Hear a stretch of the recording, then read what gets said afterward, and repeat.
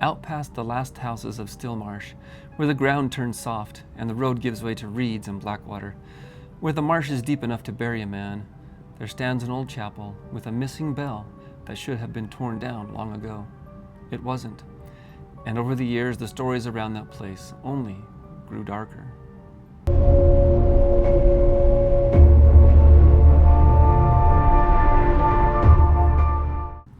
By the time Morrow Chapel was finished, Stillmarsh was already divided over whether it should have been built there at all. The front steps stood on a strip of firmer ground just beyond the last homes of the edge of town. The rest of the chapel reached out over the marsh on cypress pilings, its rear half hanging above blackwater, reeds, roots, and thick mud that shifted with the season. That part of the marsh ran deeper than most, with black pockets and soft bottom that could bury a man easily if the ground gave way beneath him. Men had driven those pilings down from rafts and rough platforms, hammering them into the wet ground until the timbers found hold somewhere below the swamp. Then they laid beams across them and raised the chapel out over the mire, as though enough lumber and prayer could turn bad ground holy. It was a handsome building when it was new, clean siding, tall narrow windows, a steep roof with fresh shingles. The bell tower rose from the rear corner, square and proud over the marsh. The bell itself was larger than any other in that part of the country, cast big and heavy because the founders wanted its sound to carry across all of Stillmarsh and far out over the wetlands beyond. And when it was first brought in from upriver and hauled into place, half the town gathered to watch. For a little while, people took pride in it. Then Asa Vick came through the doors, drunk. By then, most folks in Stillmarsh already knew what kind of man he was. He had a quick temper, a filthy mouth, and the sort of eyes people mistrusted on sight. He borrowed what he never repaid. He fought when he drank, and drank when there was no reason to drink at all. Women avoided him at all costs. He came to Morrow Chapel one Sunday evening, smelling of whiskey and marsh mud. The service had ended, but most people were still gathered inside the chapel or near the front steps, speaking to one another before heading home. Asa should have been turned away the moment he entered. Instead, he got far enough inside to corner one of the women near the side aisle in an attempt to put his hands on her. She cried out. The preacher reached him first. He seized Asa by the arm, wrenched him back, and struck him across the face, hard enough to send him stumbling into the end of a pew. Then, in front of everyone, still gathered there, the preacher told him to get out and never return. Years later, people still spoke of the slap and the woman's cry, but the thing that stayed fixed in memory was Asa's face afterward. Asa stood with one hand against his cheek while everyone there watched him exposed, watched him driven backward through the very doorway he had entered in swaggering filth. He knew why he was being thrown out. What he could not stomach was being made small in front of them all. At the foot of the chapel steps, with the preacher standing inside the entrance and the woman trembling behind him, Asa turned and swore they would all regret laying hands on him. Some of the men laughed. Over the next few days, Asa's anger sharpened into something harder. He was heard at the dock outside the grocer's and near the feed store, speaking of the preacher with a bitterness that made others edge away from him. He said Morrow Chapel was a house of hypocrites. He said the bell called fools into its walls and left the rest of the town to rot. Then the storm came. It rolled in after dark, low and wet and heavy, with rain slanting through the reeds and wind pushing hard at the chapel walls. Sometime past midnight, Asa came back to Morrow Chapel, looking for the preacher. Whether he meant to threaten him, strike him, or drag him outside into the rain, no one ever knew. But rage had held long enough in him to become purpose, and drink had done the rest. He found the chapel dark. No lamp burned inside, no horse stood tied near the steps. No light showed from the preacher's house beyond the trees. The preacher was not there. Asa should have turned back then. Instead, he forced his way inside. Maybe he meant to wait. Maybe he meant to tear the place apart and leave the preacher to find the wreckage by morning. Maybe standing there in the dark with the storm pushing against the walls and no man in front of him to strike, he needed something else to answer his anger. Whatever the reason, he climbed the tower. Then the bell began. Not the measured toll people knew from Sundays or funerals. This was wild, fast, hard. It rang over Stillmarsh like an insult. Lanterns lit the windows. Men came awake in their beds. More than one person sat up and said, before their feet even touched the floor, that something had gone wrong at the chapel. They were right. Asa Vick had broken in. He climbed the tower with whiskey in him and rage enough to carry the rest. He seized the rope and rang the bell over the marsh as if every pole were aimed at the preacher's throat. Then came the lightning. Some said the whole marsh lit white in a single breath. Others said the flash was so bright it showed the chapel and reeds as sharp as noon for an instant before the dark slammed back down again. However, it was remembered, all agreed on this. The strike hit the bell tower. The crack that followed seemed to split the night in two. Lightning struck the bell, a blast so violent it shook the chapel to its foundations. Wood exploded around it. Iron screamed. The tower lurched under the force of it. Beams split. Fastenings tore free. For one terrible instant, the bell hung, shuddering above Asa in a rain of sparks, splinters, and burning fragments. Then it broke loose. The bell dropped toward him. And even then, with death falling straight over him, Asa Vick did not beg for forgiveness. He cursed them. He cursed the preacher. He cursed Morrow Chapel itself. He swore the man who had shamed him would hear from him yet. Swore the church would know no peace. Swore he would still seek his revenge. Then the bell hit. It crashed through the tower floor, shattered the frame beneath it, and drove Asa down through the broken timber into the black marsh below. Mud and water burst upward under the rear half of the chapel. Splintered boards flew into the reeds. For a few seconds, the top of the bell still showed above the churned mire, tilted and slicked with filth as it settled lower. Then the marsh took it, and it took Asa with it. By the time the men reached the place with lanterns and planks, all that remained beneath the rear of the chapel was torn black muck, ripples, spreading through reed water, and a few slow bubbles rising where the bell and the man had gone down. No one brought either one back up. After that, Morrow Chapel changed.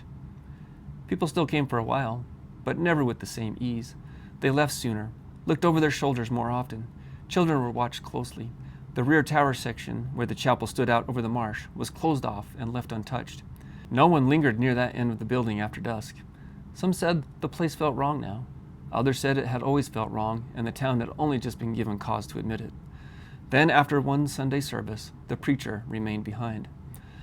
Most of the congregation had gone home by then. The last voices had drifted from the front steps. The wagons were gone from the road. He stayed in the chapel alone, working by lamplight on the sermon he meant to give the following week.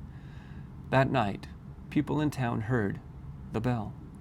Only once, not long, but wrong enough that more than one head turned toward the marsh. No one saw the preacher again. No body was found. No blood was found. When a few men forced themselves out there the following morning, they found his lamp still burning low, his Bible open, and the chapel empty. After that, no one went there at all. Morrow Chapel stood shuttered and unused at the edge of Stillmarsh, while the years gathered over it. Rain stained the siding, moss took hold, the marsh pressed closer. People stopped calling it the church and started calling it the chapel, as if even in speech they meant to put distance between themselves and whatever had taken root there. A few years later, a new preacher came to town. He had not grown up in Stillmarsh. He had not heard the old warnings often enough for them to settle into his bones. He looked at the abandoned building, heard the half-told stories, and decided the town had given too much ground to fear. He ordered the bell tower repaired. That choice became its own story. A work crew was sent to brace the rear section of Morrow Chapel and make it sound again. Officially, they were not there to hang a new bell. They were only meant to strengthen the structure, close the broken portions, and make the place usable. They framed in the lower tower room, covered the old breaks with new timber, built the rear section tighter than it had been before, narrowing the room and enclosing it until only one proper door still opened back into the chapel. Their plan was to finish the work in stages. They never finished anything. Every man on that crew disappeared. Their tools were found where they had been left, a hammer at the base of the tower stairs, nails spilled near the wall, a lantern tipped on its side, fresh-cut boards stacked where someone had dropped them and stepped away only for a moment. But the men were gone. No bodies were found in the marsh. No tracks led from the chapel. The work stopped there, half done, and never touched again. That was how the tower room remained, half ruined, half rebuilt, and wrong in both directions. People stopped going near it, certain the place was haunted. The story spread until some in Stillmarsh decided the chapel should be burned to the ground.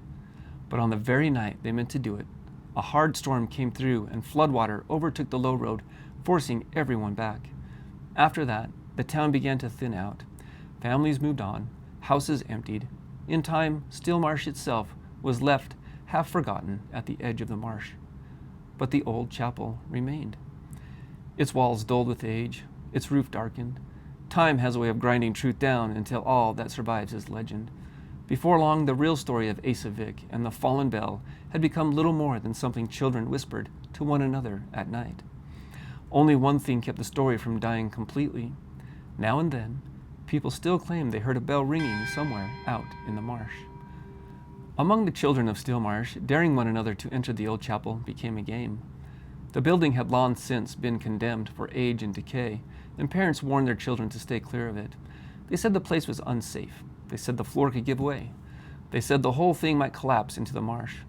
But children do not always fear what they are told to fear. That was how 12-year-old Jonah Thorne and 10-year-old Tim Watkins ended up setting their minds on the chapel.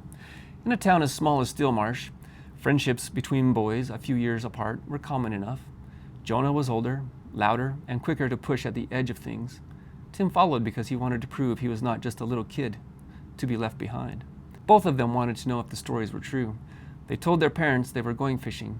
To make it look real, they carried rods with them as they left town.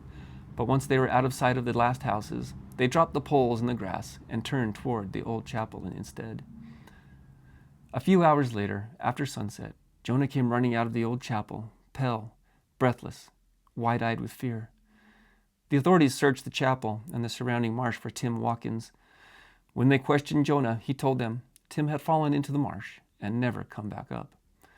Dive teams were brought in to search the water beneath the chapel and the nearby channels, but Tim was never found. Only an old bell down there, one of the divers reported. After several days, the search was called off. Stillmarsh mourned the boy for a time, as small towns do, but even grief begins to fade when years pass and no answers come with them. Years later, Silas Thorne sat with the letter in his hands a long while before opening it. The handwriting alone made his stomach tighten. It was Jonah's, his father's. Their relationship had never healed. Too much silence had settled between them over the years, and what little remained had been worn thin by anger, distance, and old injuries neither of them ever named out loud. Silas had spent years learning how not to think about his father. But some things pull at a man precisely because he knows he ought to leave them alone. At last, he unfolded the letter and began to read. My son, Silas, I know I have not been the father I should have been. I carry the blame for that. There are things I buried inside myself long ago, and instead of burying them alone, I let them poison my life and everyone near me. It hurt your mother. It hurt you. It hurt others too. For that, I am sorry. I have kept one secret since I was a boy. I told myself it would stay buried if I never spoke of it. I tried to forget it. I tried to drown it in drink. I tried to shut it out and live as though it had never happened. None of it worked. It stayed with me. It sat in my head and waited for night. It followed me into sleep. It turned me into a man I did not want to be. Before I die, I need this burden out of me, even if I can only leave it behind in writing. You are the only one I trust to hear it to the end. I have blamed myself my entire life for what happened that day. I was a coward when it mattered most. A boy died, and I let the town believe a lie because I was too afraid to tell the truth. In the town where I grew up stands an old chapel called Morrow Chapel. Part of it was built out over a deep marsh. People said the place was haunted. Children used to dare one another to run in and back out again. My friend Tim Watkins and I decided we would do more than that. We wanted to know if the stories were true. At first it was only an old building. Rotting boards, dust, still air. We looked around hoping to find something we could take back with us. Some small proof that we had been brave enough to go inside. But there was nothing. Just empty pews, dim light, and the sound of the marsh under the floor. Then we found the door at the rear of the chapel and went into the old bell tower room. That part of the building felt different from the rest. More closed in. The walls looked newer in places, as if someone had once tried to repair it and stopped halfway through. The room was tight and stale, with only the one door behind us. We were standing there looking up into the tower when we heard it. A bell. It sounded as if it had rung right under our feet. The noise was so loud it hit me like a blow. I covered my ears and bent over. For a second, maybe longer, I could not think. The whole room seemed to shake with it. When I looked up, something was there with us. I still do not know how to describe it in a way that will make sense. I only know what I saw. It looked like a man, but not fully. Its face was twisted with rage. Its clothes were black with marsh water and filth. There was something wrong in the way it moved, as if it did not belong entirely to the world above the floorboards. I knew at once I was looking at something dead that had not stayed dead. It took Tim. One moment he was beside me. The next that thing had him. It seized him and dragged him toward a broken opening near the wall. Tim screamed for me. He called my name and begged me to pull him back. I should have moved. I should have grabbed him. I should have done something. But I froze. I stood there and watched while it pulled him through the opening and out into the marsh below. I still hear that sound. Tim screaming, wood scraping, water moving under the chapel. Then the bell rang again. After that, there was only silence. I ran. I ran out of the chapel and all the way home. When people asked what happened, I told them Tim had fallen into the marsh and never come back up. I did not tell them what I had seen. I did not tell them I had stood there and let him be taken. I was too frightened to speak the truth and too ashamed to admit what fear had made of me. That was the beginning of the ruin in my life. Everything that came after grew from that day. I've carried it in secret for years, and I am tired. I am tired of seeing it, tired of hearing that bell in my sleep, tired of knowing that Tim died calling for me, and I did nothing. Now I am near death myself, and I find I do not fear dying half so much as I fear leaving this world with the truth still sealed inside me. So I leave it with you. Return to Stillmarsh. Tell them what happened. Tell Tim's family, if any remain. Tell them the old chapel is haunted. Tell them it takes people. Tell them the thing beneath Morrow Chapel is the ghost that took Tim Watkins. Tell them it is Asa Vick. And hear me well on this. If you ever hear the bell ringing beneath Morrow Chapel, do not go in alone. Better yet, do not go in at all. Your father, Jonah Thorne. Thank you for joining us beneath the glow of the old lantern on Hollow Drive. I'm Andy, and I hope you enjoyed this original story. If this tale pulled you in, unsettled you, or kept you wondering what might be waiting just beyond the light, be sure to like this video, subscribe to the channel, and leave a comment below. I'd love to hear what you thought. Share this episode with someone who enjoys strange, eerie, original stories, and don't forget to explore our other episodes while you're here. There are always more shadows waiting on Hollow Drive, and more stories still to be brought into the light. Until next time, keep the lantern lit.